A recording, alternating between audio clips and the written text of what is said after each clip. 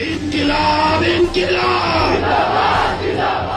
আমন্ত্রিত অতিথিবৃন্দ, আমরা মনে করি রাষ্ট্রপতি ভাষণ দেওয়ার কোনো অধিকার নাই, স্বৈরাচারের দোষ। দয়া করে আপনাদের আসনে বসুন এবং মহামান্য রাষ্ট্রপতির ভাষণ শোনার জন্য অপেক্ষা করুন।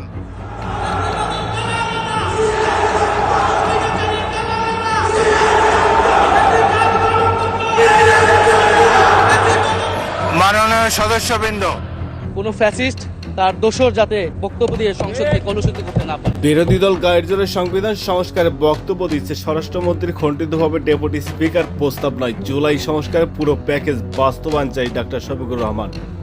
সংসদে রাষ্ট্রপতির ভাষণ ওয়াকআউট করার ব্যাখ্যা দিলেন জামায়াতের আমির। আমরা মনে করি রাষ্ট্রপতি ভাষণ দেওয়ার কোনো অধিকার নাই, স্বৈরাচারের দোষর। প্রথম কারণ হচ্ছে তিনি সমস্ত খুনের সহযোগী ছিলেন। তার আমলে যে খুনগুলো হয়েছে, একটা খুনের বিরুদ্ধেও তিনি শাসক গোষ্ঠীর প্রতিবাদ করেন নাই সেই খুনে। কে বলে বিরোধী দল হিসেবে জামায়াতের কমতি আছে? শাবাশ বাংলাদেশ। বিরোধী দল যত শক্তিশালী হবে দেশ তত উন্নত হবে ইনশাআল্লাহ। জুলাইয়ের শহীদদের প্রতি স্মরণ করতে আমি ভুলে গিয়েছিলাম, আমি ক্ষমা প্রার্থনা করছি। কোন ফ্যাসিস্টের দোষরের বক্তব্য শোনার জন্য 12ই মার্চ আমরা জাতীয় সংসদে যাচ্ছি না। আপনি কি জুলাই যোদ্ধাদের ব্যাপারে কিছু বলবেন?